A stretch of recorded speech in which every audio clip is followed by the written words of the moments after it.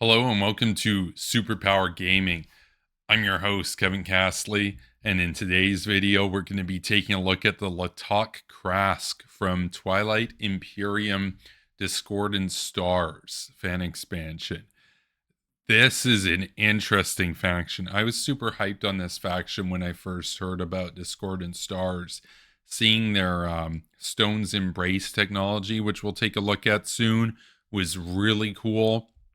And just the overall aesthetic of these guys is just very, very potent. So I was really hyped to play the Titans of Ol in Prophecy of Kings. It's one of the most recent ones I've played as, and they were a lot of fun. And when I see the Khrask, they kind of remind me in a way of the Titans of Ol. They're more essentially mountain giant druids, and so they're basically like if the Titans of Ol blended with David Suzuki, you would have the Khrask. And so here we are, and let's take a look at them and what they're capable of doing. So I like the aesthetics overall so far. They're very green, and we got their faction colors in the background here. So let's take a look. They start with 3 cruisers, which is an interesting allocation. They're definitely not a 2C4I faction, I'll tell you that. 1 fighter, 3 infantry, a space dock, and a PDS. I always love to have a PDS in there. Their starting technologies are Scanlink Drone Network and Plasma Scoring. Pretty potent technologies, right? You'll notice something here. Well, cruisers. What does cruisers do? Well, cruisers, and we'll talk about the strategy a little bit later in the video, but you might be thinking, well, hey, I only need to grab a green technology and then I can go straight to cruiser 2. Well, that's a really fast way to get to Mechatol Rex potentially on round 1, but you are going to need to pick up 2 technologies to do that, which, it's possible, can be done. Now, their starting planets. This is interesting. They're a 1 planet home system. The home planet is Boulder, so it's like Boulder, right? It's a 3/4, which is not too shabby. It's a pretty good home system, especially because it's only 1 planet to defend. And they start with a PDS. That's a really, really good defensive rating. The complexity rating is moderate, and the commodities are 2. 2 is a little bit tough, right? And their faction colors are green, orange, and blue. I went with green and orange in the background here. I think it works for them, but you could use, blue play pieces too if other people have taken orange and green.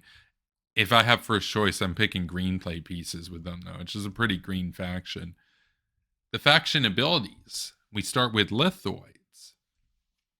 During the agenda phase, the number of votes you cast is instead equal to the combined resource value of the planets that you exhaust. So they don't care about influence.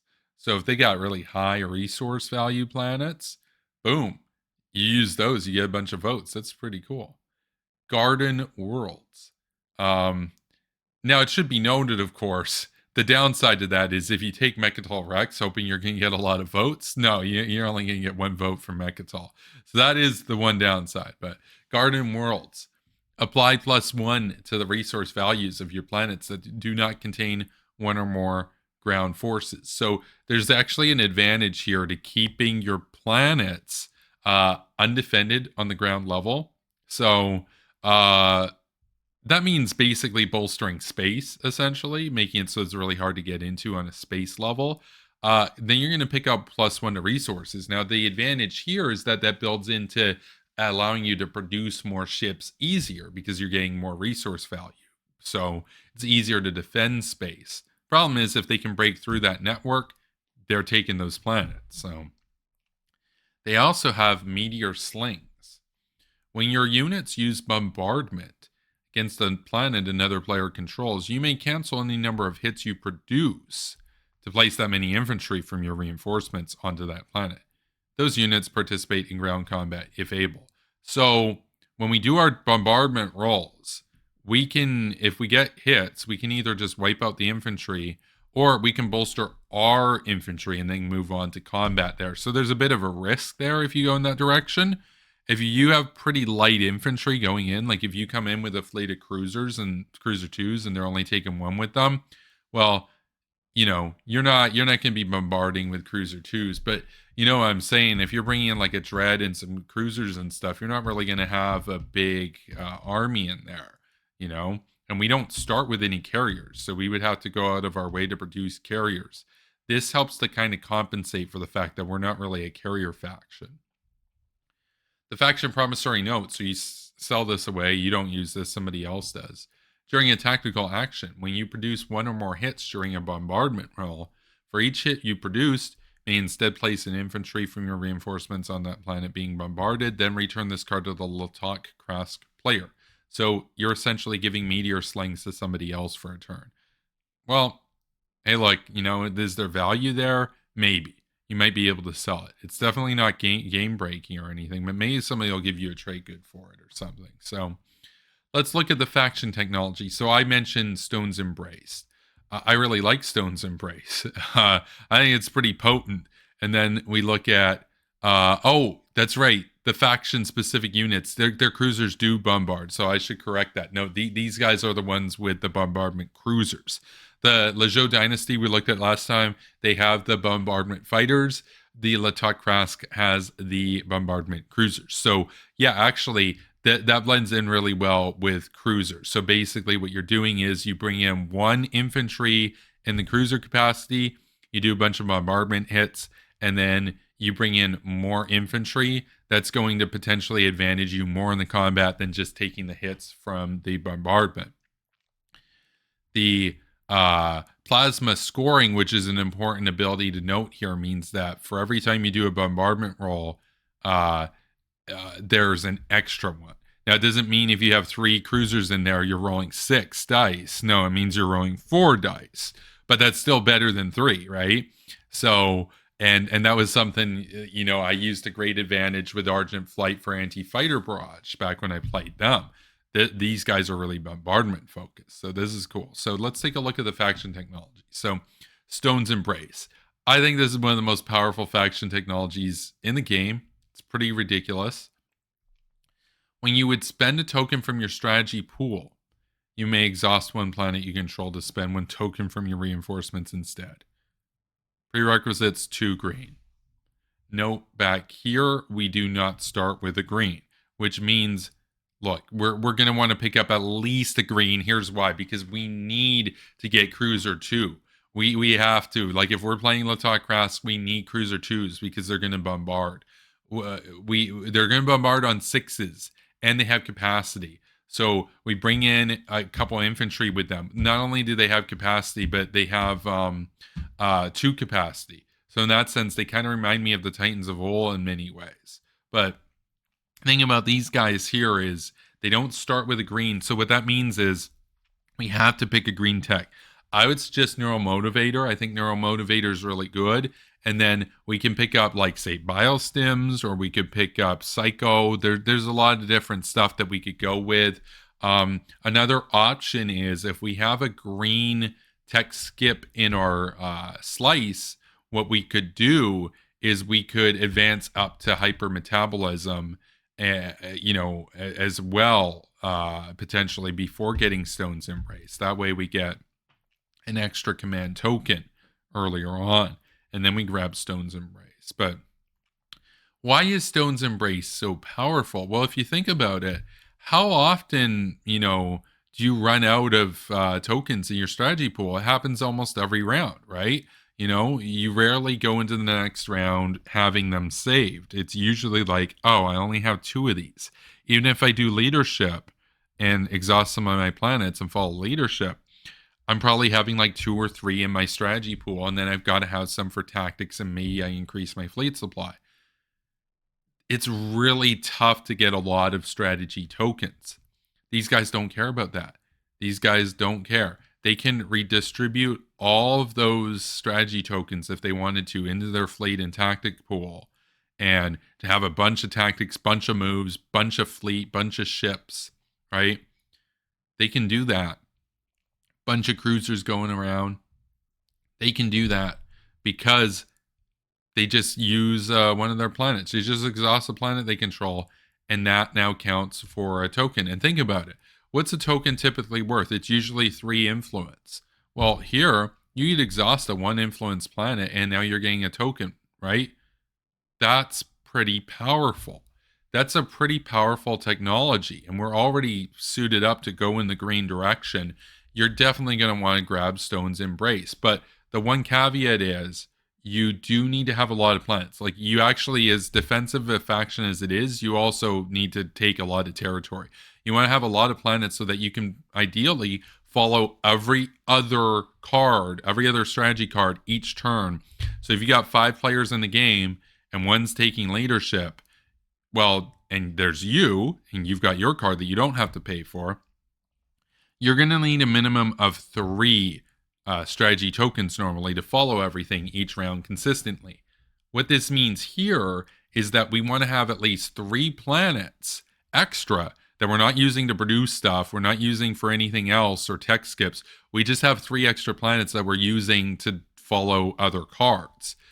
That means we need to take control of a lot of systems, basically. That's what that means in essence. And if there are more players at your table, you want to follow more cards, it's going to be even harder because now there's even more competition for planets. The Shattered Sky 1 is their cruiser. You start with it and it has a bombardment and it has a capacity, which is awesome.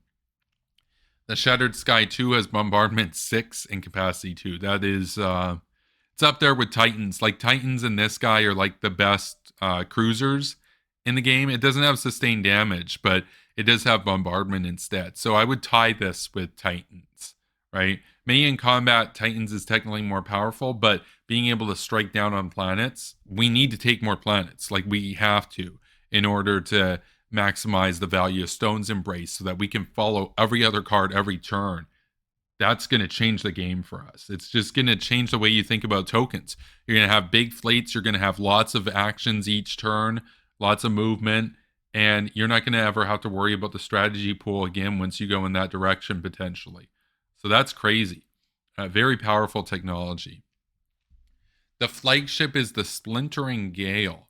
It's a cost 8, combat 7 times 2, so not the best. Movement 1, capacity 3. It has sustained damage, and at the start of a space combat in the system, choose up to 2 non-fighter ships to gain sustained damage until the end of combat.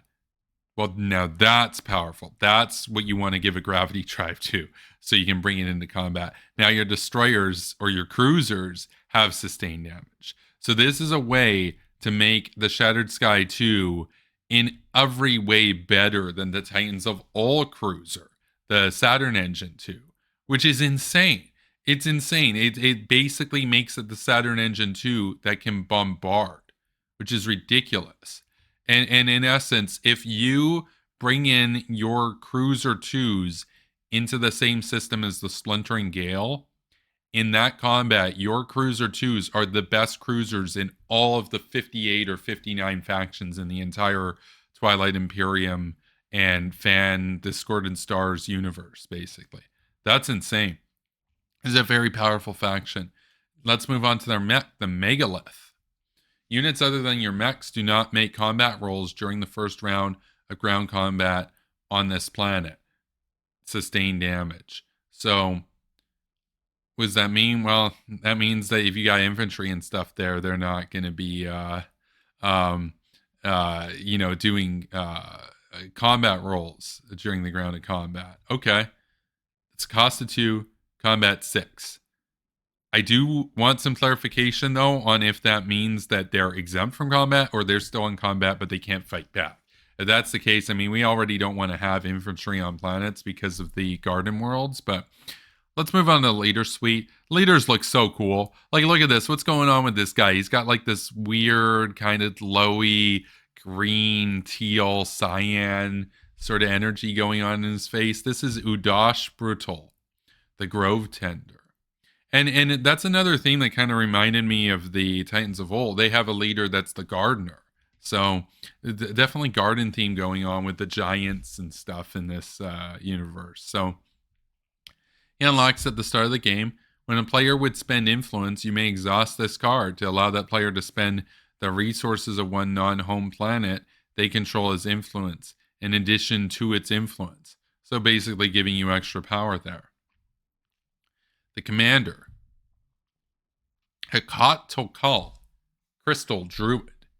Win a ground combat on a planet you do not control. So yeah, you got to win a ground combat to get him. Once you got him, the start of an invasion in a system that contains one or more planets, you may place one infantry from your reinforcements in that system's space area if you have unused capacity in that system. So you go in there with your ships and stuff, make sure you've got at least one extra room so that you can pop that infantry in there. We're not really big on producing a lot of infantry, so that's pretty useful. Let's take a look at our hero. This is Veltikar, the Arch Druid. We need to have 3 scored objectives to get him. But once we got him, this is Crystal Chorus, Worlds Awaken. Action, purge this card to choose up to 4 planets. Exhaust or ready each of those planets. That's insane. Understand, it's not your planet. It doesn't have to be your planet. You can ready 2 planets that you control, and you can exhaust 2 of your enemy's planets. Let's say your enemy's holding Mechatol Rex or something, right?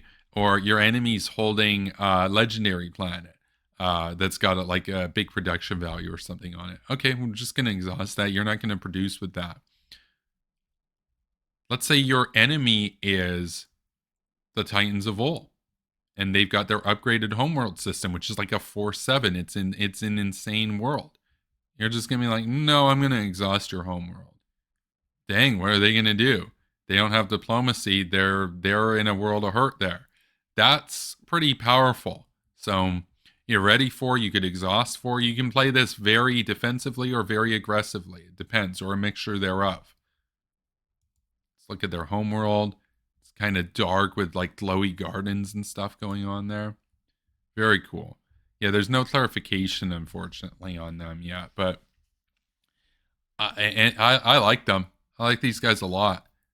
They're a pretty cool faction. The Khrask mech, the Stone's Embrace. Yeah, I do think that's one of the most powerful technologies in the game. And there's a lot of, like, technology in the game. I mean, if we got 60 factions, you got 120 different faction techs plus all the base tech. We're talking like 180 something technologies in the game. I rank this as like maybe like top 5 or top 10 technologies in the entire game. It's pretty insane if you have the planets to make use of it. It's just wild. It's just a really powerful technology. So that's the Latok Khrask. So thank you for watching. Let me know what you think of them. Have you played with them? Have you won with them? Do you have any other strategies on what you would do or how you would go about tech differently or combat differently? Let me know in the comments below, and I'll see you in the next video. But be sure to subscribe to this channel for more content, and take care and stay based.